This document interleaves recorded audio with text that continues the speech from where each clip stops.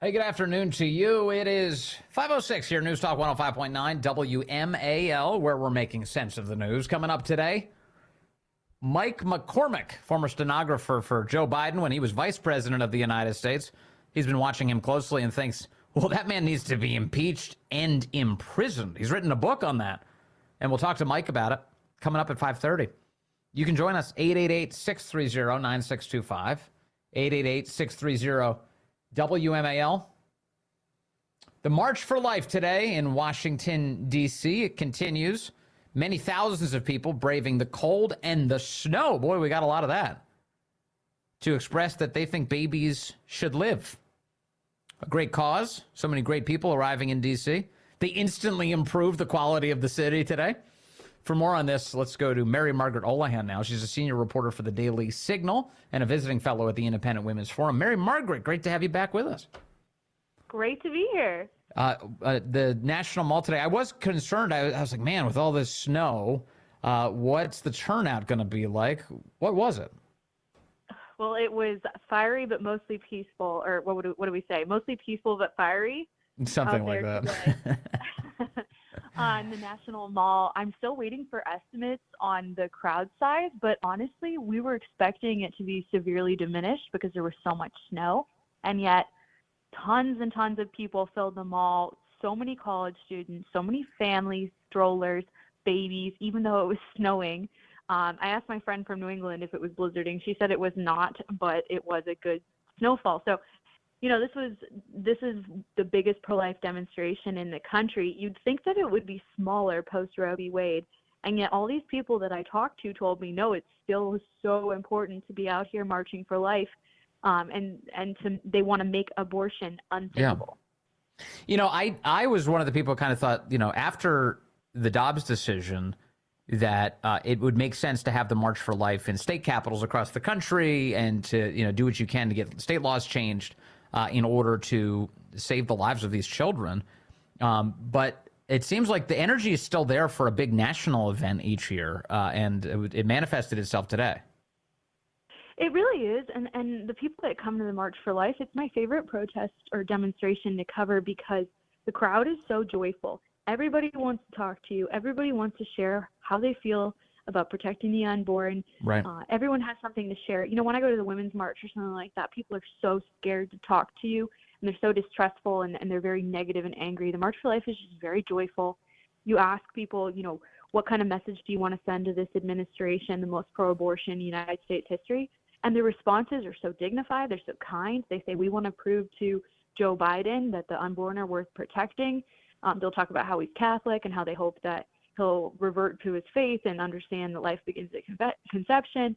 So it's just a very well-informed crowd, and it's very hopeful. You know, it's so many kids, they're all telling me that they are the pro-life generation and that their friends are all pro-life, even if they don't want to say so.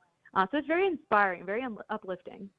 Yeah, for sure. There's you know, I'm curious about what kind of media presence there was today, other than folks like yourself, because The Hill, for instance, has a typical headline on today's events. Their headline is "Abortion Rights Opponents Brave Snow for March for Life Rally." Abortion's rights opponents. That is not what we're talking about here. The people who attended this rally oppose abortion, not abortion rights. It's just there's a lot of media manipulation that goes into this subject. How many cameras did you see on scene today? What kind of media presence was there? So there was a strong conservative media presence there. I saw reporters from Fox News, EWTN, a bunch of different conservative reporters that I'm friends with were there, plenty of conservative influencers, commentators. I'm not entirely sure what segment of the more mainstream media was there, but the Hill headline that you just read doesn't surprise me at all because we know that mainstream or corporate, whatever you want to call the liberal media, right, they literally take their guidelines for how they talk about this from groups like the National Abortion Rights Action League, which tell them, call it abortion rights. Don't call a heartbeat, call it fetal cardiac activity or embryonic pulsing. And they get all these tips from places like Planned Parenthood, which want writers and journalists to use these fake words so that people don't understand what we're actually talking about, which is abortion that ends the life of a human baby, often very brutally. Yes. So the Hill, that when they say abortion rights opponents, they're doing the bidding of pro-abortion groups, and they should be embarrassed to do that. Right. If you had a defensible position, you wouldn't have to deceive about what it was. Exactly. And this strange phrasing, abortion rights opponents. Well, there was never a right to abortion. There was this is a fake right to abortion. There's a right Yes. to life, liberty, and the pursuit of happiness. That's right. So, I mean, the Dobbs decision, the media had described it cartoonishly as they took away the right to abortion. No, they found that the Constitution never vested one, and that this issue should be up to the states to resolve, that the Supreme Court had upended a political process that should play out with the people's representatives. But of course, the media don't report it that way. The media will lie to you with a straight face on what the circumstances are. Let me, if I can, I want to play some audio from some of the speakers today from the March for Life. Well, first of all, let me play Joe Biden, because Biden was asked yesterday by EWTN's Owen Jensen if he had a message for the marchers today. Here's Biden's words of encouragement.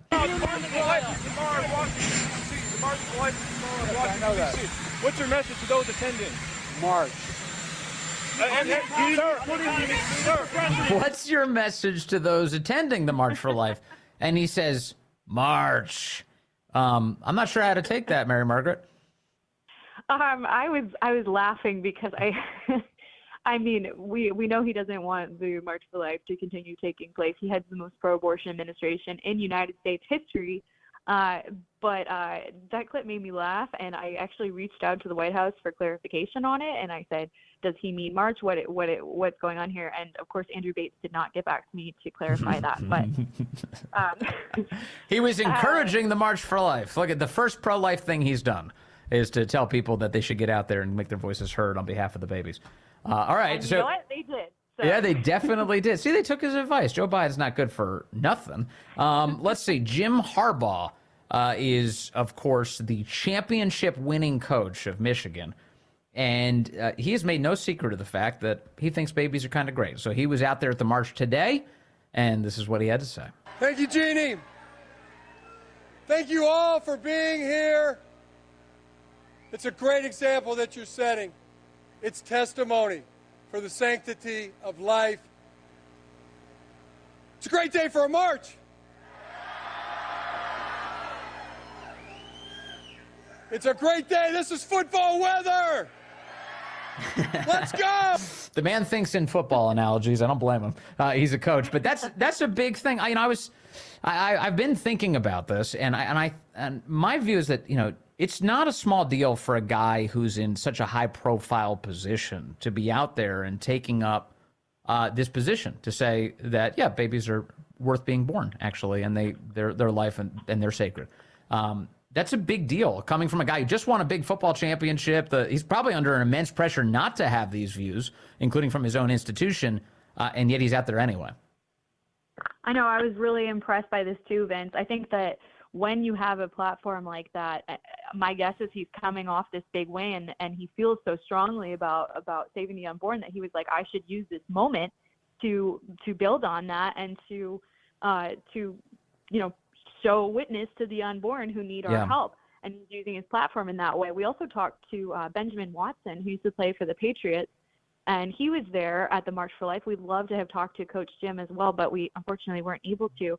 But Ben Watson was awesome. He talked to us for a while about the importance of protecting the unborn. We talked about elections and his thoughts on how even if it's not popular, we need to be fighting for the unborn, even if it scares us as politicians and we're worried that it might impact our electability. He said, still got to do it. It's the moral and right thing to do. How about it? That's cool. All right, here's Congressman Chris Smith is the head of the House Pro-Life Caucus. He's a Republican from New Jersey, and here's what he had to say today. And abortion pills that literally starve the baby to death. As you all know, Dobbs conveyed the lawmakers newfound powers at every level, federal, state, and local, to save lives. To save lives. So this is a little bit of a pushback at the idea that this should just be a state issue. Congressman Chris Smith is saying anywhere it can be done, it should be. It's really interesting because when you talk to people at the March for Life, I think around D.C. we get used to hearing a lot about the states and the importance of it being a states issue. But these people at the March for Life, they want to do whatever is possible to save the unborn. And to them, it just seems like a no-brainer. We do whatever we can to make sure that no babies are killed in abortion. And it's a very interesting kind of zoom out from the way we look at it. And we get very, caught up in the state by state or all the very specific details. But these people they're just like, we want to eradicate abortion. And they feel very strongly about it. Yeah. Back just for a moment, thinking about the media's coverage of this, have you noticed that they spend a lot of time demonizing people who are pro-life, but then when the March for Life comes through, they don't spend any time pointing their cameras at it because they make it seem like, oh, it's this big, scary thing. Okay, then why not publicize the biggest gathering of the big, scary thing that you've been talking about ad nauseum? Well, I think I have the answer to that, Vince, and that is the fact that when you go to the March for Life, there are beautiful young people everywhere, and they're going to tell you they want to stand up for the unborn because they want to protect babies. And that is not the kind of message that the mainstream media wants to be putting out there. That is not the compassionate, so-called compassionate stance that the pro-abortion left has. And I did want to add really quickly, this year's theme was for every woman, for every woman, with every woman, for every child. And there's a strong emphasis on helping the mothers who, maybe they were going to get an abortion, but now with Roe overturned, they are not able to anymore. And the March for Life was saying, we want to help them. We're not trying to burden someone. We're not trying to give them a hard life. We want to give them resources and provide them with ways to provide for their child. And I think that is a really important part of this message. In fact, it's the left that doesn't want them to have a choice. They're prioritizing abortion over helping a mother in a crisis pregnancy. And that's the truth. That's the truth. And on the media stuff, if you remember the Nick Sandmann saga where he gets caught in a camera looking at a Native American man who's banging a drum in his face. Nick Sandmann becomes the villain of that story. That was the biggest story of that day, but I think a lot of people forget where Nick Sandmann was coming from. It was the March for Life, which the media refused to cover that, but they spent a lot of time trying to demonize a kid who didn't deserve it. It's just amazing. Right. They were so excited to have that story come out of the March for Life.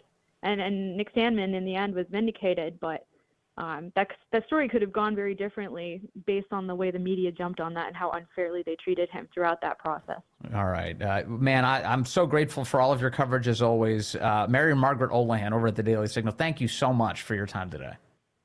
Thank you, Vince. Always great to be here. Always nice to talk to you. And before we head off to Michelle Murray, this is some of the chanting today outside of the United States Capitol as people who like babies chanted that they think that their hearts should be allowed to beat.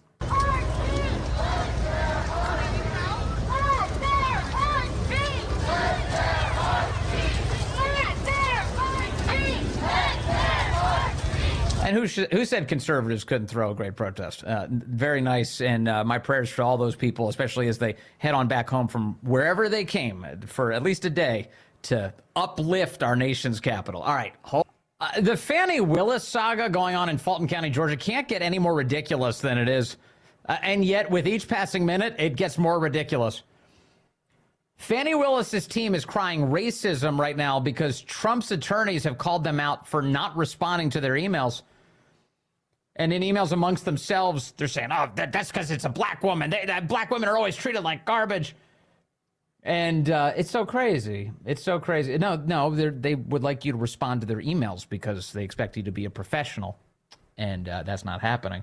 Also, Fani Willis is leaping headlong into a cat fight with her boyfriend's wife right now, which is crazy. I know. You're trying to stitch all that together. It's tough. Remember, Fani Willis hired a man who is allegedly actually her lover. He's still married to a different woman. That woman is angry about that. And this man had no meaningful experience to be on the team going after Trump, and he's being paid a lot of money. We're talking millions. And he's been apparently using that money to fly Fani Willis all over the planet to really amazing places, including here's the CBS News headline on something that's breaking this afternoon. Documents say Fulton County DA Fani Willis was booked on flights bought by the prosecutor with whom she's accused of having an affair. Fulton County District Attorney Fani Willis was booked on at least 2 sets of round-trip flights purchased by a special prosecutor with whom she's accused of having a romantic entanglement records appear to show, Jocelyn Wade, the estranged wife of Special Prosecutor Nathan Wade, filed the exhibit in the couple's divorce proceedings Friday, purportedly showing the spending history of a credit card used by Nathan Wade. The document shows Nathan Wade booking tickets for himself and Willis on flights to and from San Francisco and Miami. So he's been using all that money he's been making to fly his paramour around, allegedly. And then there's this. Out from Andrew Kerr has dug this up. 2020, Fannie Willis says she would never hire an employee who was sleeping with the coworker, and she'd fire them if they did. It is saddening to me if young women felt like they came to work and they were, one, even judged for being a woman, but two, if certainly they felt uncomfortable within the workplace. That will not be something that is allowed on my watch. Supervisors under my leadership that are not encouraging and building up my staff will not be supervisors long in my administration. And I certainly will not be choosing people to date that work under me. Uh-oh. Let me just say that. That's literally what she's apparently doing. I will not be choosing people to what to date who work under me. I guess, I don't know, she's kind of inverted it. She's chose someone to work under her who she's dating. My administration. And I certainly will not be choosing people to date that work under me. Let me just say that. You know, we are at a place in society where things happen in people's relationships, husband and wife. Sometimes there are outside relationships. I don't think that that's what the community is concerned about, although there, you know, there might be a moral breaking in that. What was that? I think that what was that a hint? Citizens are really, really concerned about is if you chose to have inappropriate contact with employees. I mean, there's nothing that I can say on it other than it is distracting. It is certainly inappropriate. How does this video exist? And it really, really saddens me. And it will be very unfortunate if the taxpayers of this community have to pay for any of those lawsuits. Oh my goodness. That's not artificial intelligence, is it? That's real? Look, if this woman ends up with a Trump-style mugshot in Georgia, I'm buying that T-shirt too. I think this thing is great. Oh, man, she's meddling in the election, and it's blowing up in her face. Let's see what the next chapter holds. News headlines on that, breaking by the minute. Coming up, we're going to be joined by Mike McCormick, former stenographer for Joe Biden. He thinks the man should be impeached. He'll tell us why. Welcome back to the Vince Coglianese Show. My next guest has worked in official capacity for the United States government, capturing every single word that Joe Biden uttered while he was vice president of the United States. A fascinating job, but his proximity has really given him some insight into who this man is. And now he has a new book that says it's time to impeach and imprison Joe Biden. Joining me now is the author of The Midnight in the Laptop of Good and Evil Substack, and the author of the book, The Case to Impeach and Imprison Joe Biden, Mike McCormick. Mike, great to have you back with us, sir. Thank you. Thanks, Vince. It's great to be on with you. It's a wild time we're living through, and we're all trying to make sense of who Joe Biden is and what he's doing to our country. But your experience with him, I've often called upon because you've done a good job of explaining who he is and what it's like to work so closely with him. Now you've written this book. This is a big step. That's right. And you know what? You're in the book. You know, the book has three parts. The first part is a very close examination of the Hunter Biden laptop in a timeline. And then cross-referencing it with what I know of Joe Biden when I accompanied him to Ukraine several times. Then the second part is an examination of what he did with Honduras when he was basically selling our southern border to cartel-affiliated government officials in Honduras. They were smuggling tons of drugs into our country at the time, and Joe Biden was sending them millions of dollars of taxpayer money. And that's what's led to this disaster at our southern border. And then the third section of that is why I can't testify to this in front of other entities like the Congress or David Weiss. And you were in that section. You've been helping me get the word out, so that's where I put you in. We talked about that because you provided information to the U.S. Attorney, David Weiss. You tried to, and you were met with basically indifference. That's right. And now he's a special counsel, David Weiss. He should have me in front of his grand jury because I'm an eyewitness to these crimes that Joe Biden committed. And some of the crimes are on video. And I've discovered sort of a long overlooked video, a White House video, that has Joe Biden committing a crime as he walks up the steps of Air Force Two. What does the video reveal? The video is in a chapter that I titled Joe Biden Changed U.S. Policy for Burisma. And basically what happened is there was, in the laptop, there are emails that as of August 2015, the then mayor of Kyiv, a guy named Vitaly Klitschko, who was closely aligned with the Maidan Revolution. He was a guy who pushed the revolution with the help of the U.S. government, became a member of the Burisma board. He was a member of a offshoot of theirs called Burisma Geothermal. Well, Hunter Biden was his supervisor. He was the chairman of that board. So that's August 2015. Fast forward to early November 2015, and the Burisma guys are worried that they're getting a lot of pressure from the government. They're being investigated by this guy Shokin, the prosecutor general Victor Shokin, who was later fired by Joe Biden. So they sent an email to Hunter Biden on November 3rd, and he gets this email, and they're saying, we want deliverables. We need a high-ranking government official to come to Ukraine by the end of November.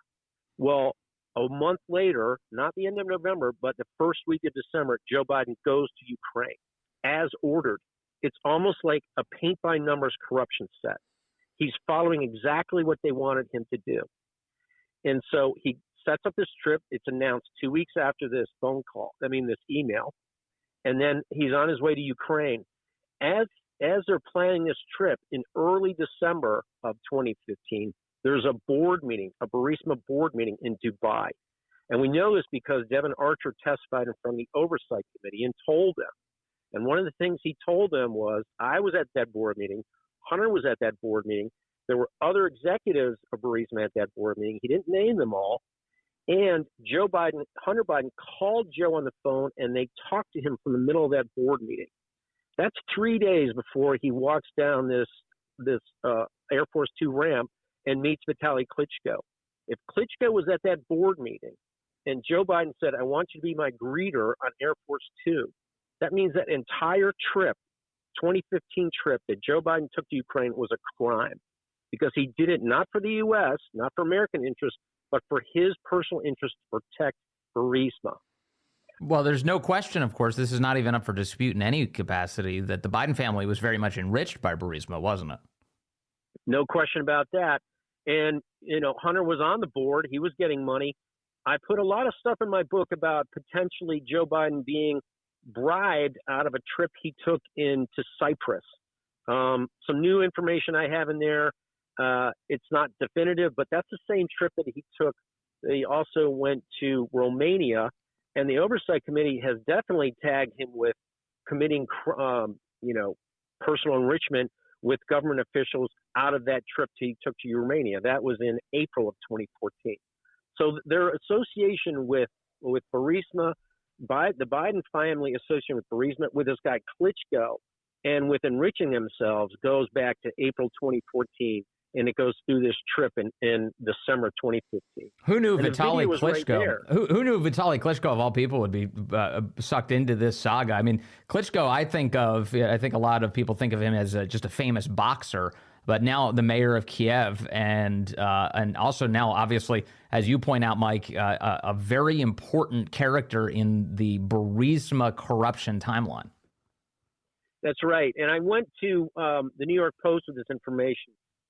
Stephen Nelson at the New York Post and Miranda Devine wrote a great article. Some of the best reporters in our business. Exactly. And they dug into this and they looked at this video, and their writing came out January 7th and 8th, just about a couple of weeks ago. And what they said was, they called Klitschko. He denied that he was on the board, but they've also talked to other sources who said, oh no, he was central. He was a main component of the board. So they've looked into it. Their reporting is pretty substantial. And they went to they went to Senator Johnson, and they said, we need to look into this more. So this needs to be dug into, this Klitschko relationship with Burisma and Klitschko relationship with the Biden crime family. Can I ask you, in your time both with Joe Biden and certainly traveling with him around the world, was it ever evident to you that he was acting in a corrupt manner when you were working with him in person? Or are you able to stitch this together now with the benefit of hindsight, the release of the Hunter Biden laptop? At what point did you realize there was more than meets the eye with this guy? There's a lot in the book. You told me something a couple phone calls ago. You said, when you get transcripts and they're not published, tell us about it. So I started looking at that. And to answer your question quickly, it was, I didn't understand what Joe Biden was doing when I was watching it. I just knew he was unpresidential. After diving into the Hunter Biden laptop, I know there's criminal activity there. And when I went to Honduras with him in 2012, what he did there was very suspicious. And I knew it was suspicious at the time, but it was just sort of, I was in the job, and I just sort of was like, this is what they told us. Yes. Now in hindsight, looking at other evidence, this was the beginning of him starting a relationship with cartels that now run our southern border. And so that's where these crimes came from. They came out of what he was doing, and the invisible hand behind it all is Barack Obama. And I put, a lot of examples in my book about what Barack Obama was doing behind Joe Biden. And that's why I wrote the book, is because, I told you this past couple phone calls ago. You asked me, have you been interviewed by anybody in Congress? And I said, I'm nothing to report on that at this time. Well, at this time, I'm reporting yes. In the book, I reveal I was interviewed by investigators from the Oversight Committee and from the Senate Homeland Security Government Affairs Committee. And that was back in April and May. And my concern was, as their investigation went on, they knew what I knew. I didn't have access to this video at that time, so I didn't understand that piece of the puzzle. So I didn't tell them that information. But they knew what I knew about going with Joe on various trips and things, and being a witness to crimes that he was committing. And they didn't seem interested in it. They didn't want me to testify in front of them. I offered, and they said no. So some of the information they gave me was real helpful. But I wrote the book because I think they were focusing only on the Biden crime family, and there's a huge conspiracy of other government officials in there. The embassy in Ukraine was very involved. Ambassador Pyatt, Victoria Nuland, who was Assistant Secretary of State. They're both at the bottom of the steps when they meet Joe Biden and he meets Klitschko. They're standing right there. They're all part of this process to get rid of this Shokin prosecutor who's looking at Burisma. Victoria Nuland is a character that doesn't get a ton of scrutiny. She is technically the Undersecretary of State for Political Affairs of the United States, and some people call her Toria Nuland. And she's how important of a figure is she in this entire saga? I think she was critical to the cover up into the State Department. I don't think Kerry had a ton to do with it, but I think he knew what was going on with it. There's another State Department official, a guy named Amos Hochstein, who was central to working with Joe and Burisma. Right. He was on the plane back and forth. He was on this trip in 2015. And one of the things I reveal in the book was, after we left that airport that evening, there was a late night dinner at a restaurant in Kyiv that was hosted by Ambassador Pyatt. Joe Biden wasn't there, but Hochstein was there. Victoria Nuland was there. Kate Bedingfield, Joe Biden's communications director, is there, and she's the one who said, you got to come and do a transcript of this. So I walked in, I listened to the ambassador's speech. He was giving the speech to members of the press who were traveling with him then. It was New York Times' Peter Baker and Margaret Talib, who was then of Bloomberg. Right. And they were at the table, and, they basically laid out their case for why we're getting rid of Shokin. And that was part of the process. They had this trip. They pulled the press in. The press reported exactly as they were told. It was basically Biden propaganda. And that became the official word of what was going on with Shokin. It's not a small thing. I'm going back to the cover of your book now. The title is The Case to Impeach and Imprison Joe Biden. We're speaking with Mike McCormick, again, who worked for the United States government, I wrote down, he was a stenographer for Joe Biden as he was vice president of the United States. The case to impeach and imprison Joe Biden, that's not a small thing to call for that for a president of the United States. I mean, how much How much kind of thought and care went into finally deciding that, yeah, you think that this president deserves that outcome?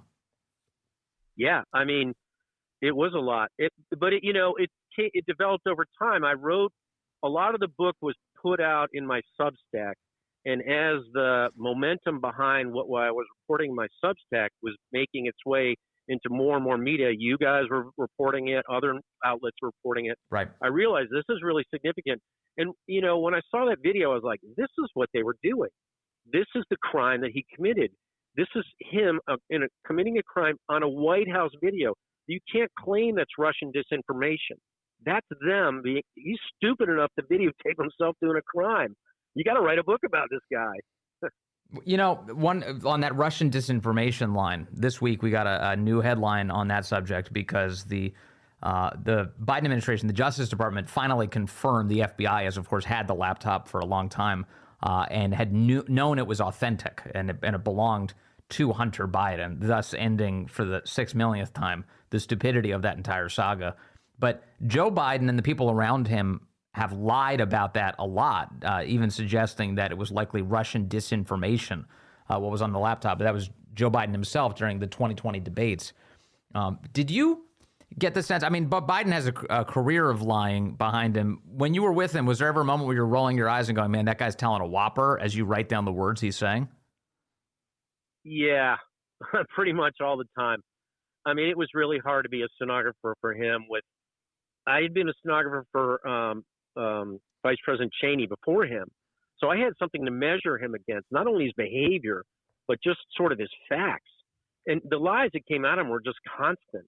And it was sort of a clever way of changing the wording. So the average listener would go, oh, yeah, that's what they did. But when he says they, he meant other people than him, and he included himself in it. So, it's just sort of this including himself in activities that were good that made him look good, and then disincluding himself from things that made him look bad. Like when he walks down in this video, when he walks down to talk to Klitschko, he never uses his name. He introduces, he goes, I'm going to talk to the mayor of Kyiv, who's also a world champion boxer. But he never says his name. And that's something I talk about a lot in the book is that some of the other co-conspirators in this Biden-Burisma kickback scheme, they went out of their ways not to name them in their emails and in their personal communications. And so, that's what Joe's always done. But yes, if you listen to his words in between the lines, you hear the lies and see the crime. Sure. The name thing, though, I'm not fully convinced that that's just a cover up. I think he just honestly forgets everybody's name. Recently he was talking about some old, he went to a black church, he said, when he was young, and he forgot the name of the pastor at the black church, and he was just riffing on stage, trying to dance around it. It's like, it's also ridiculous, but right. That's Joe Biden. All right, the book is The Case to Impeach and Imprison Joe Biden. The author, Mike McCormick, who worked with him. Mike, thank you as always for your time today. I really appreciate that, and congratulations on the book. Thank you. Well, in the last, let's see, just about 6 hours, I've been talking about all of the crazy ways the left constantly makes things up in the pursuit of political power. And it looks like another Democrat congresswoman is doing that very thing. Congresswoman Barbara Lee was on television last night on CNN and said that racism is very much alive and well. In fact, somebody stopped her because she's black from getting on a members-only elevator at the Capitol building. Take a listen to this story. See if you believe it. Personal racism, which is hard to address, but I'll give you one little story that shows you why we need to understand it. I don't think she really understands racism. I was walking from the House building on Capitol Hill to the Capitol, and a white guy, stopped me and told me I could not get into the members elevator. And we have pens, and I was going to vote. And he blocked me from getting into the elevator and told me I was not a member of Congress and it was for members only. I said, sir, I'm a member of Congress. And I showed him my pen, and he said, whose pen did you steal? Now, this is an example of what personal racism is and how people of color constantly have to deal with this each and every day. I'm telling you. Sorry, I think the important way to assess each of these stories is begin with the belief that there's no way that happened. And if it did, well, there would be footage, wouldn't there? So just give us a date and time. We'll check the cameras and we'll assess. In the meantime, I'm sorry. That didn't happen. That didn't happen. Hey, the great one, Mark Levin, up next, right here on the legendary WMAL.